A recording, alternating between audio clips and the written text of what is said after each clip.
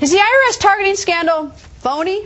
A Virginia Tea Party leader saying he knows the answer to that question firsthand. Richmond Tea Party Executive Director Larry Nordvik joins us. Nice to see you, having you back, sir.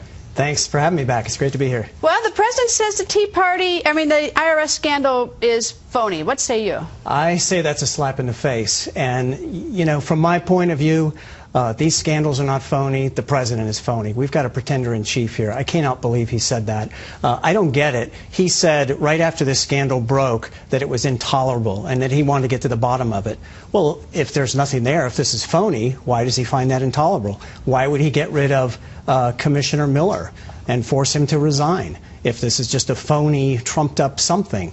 So I don't buy this at all, and it's a huge insult to Americans everywhere. Well, obviously it wasn't sort of a spontaneous or a stupid thing someone says off the cuff, because his press secretary said it the day before it's part of some sort of orchestrated program. At least I think so. They both used the term phony scandal. What are the odds 2 days in a row?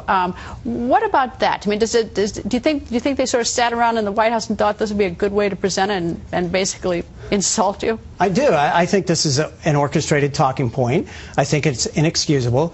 I think Carney ought to do his patriotic duty and step down and maybe even write a book and tell all, and make him rich and give true transparency that this administration has been saying they're going to give us. I just am infuriated that they would orchestrate what, to me, is undoubtedly a lie. You know, really, the president needs to come clean on who did what. How high does it go? How wide does it go? And, of course, he can't really do that if he's guilty. And I think this might be a sign that this investigation, which is now inside the White House, is getting a little bit too close to the bullseye for his comfort zone. And so now he's going to just make it pretend like it never even happened. Has your group gotten an exemption now or gotten a decision? We did get an exemption. It took 2.5 years. It was excruciating for the organization. The letters were intimidating. They start off with under the threat of perjury, and they go on from there. They ask 55 intrusive questions that are illegal, unconstitutional, and that should never have been asked of an American. It completely violated our rights. What do you think is going through the president's mind when he decided to say it was a phony scandal? Well, like I said, I think they're backpedaling. I think they're in full defensive mode, which... By using the term phony scandal? I mean, don't you think he knew that that was going to enrage people, that he was sort of demeaning something that's obviously very near and dear to your heart? And I've talked to other people who've been targeted.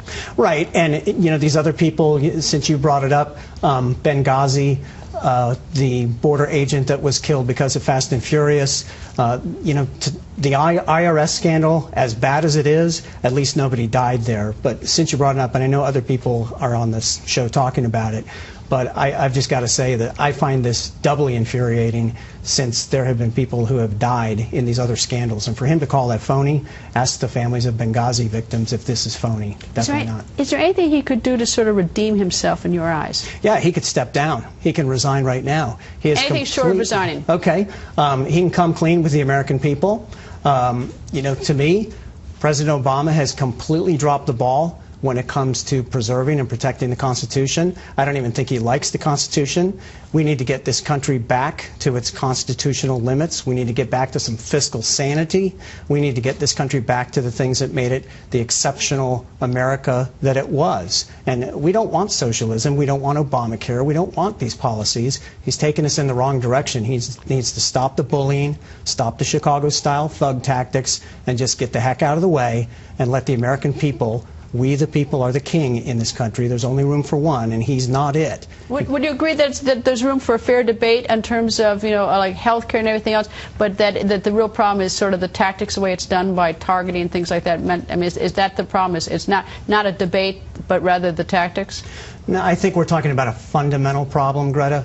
By fundamental, I mean he believes in principles that the Founding Fathers never intended. That's why we come up with bad policies like targeting through the IRS, using the government as a political weapon. That's why we come up with a failed program like Obamacare, because he fundamentally doesn't understand what this country is supposed to be. Larry, always nice to see you. Thank you for joining us. Great to have you.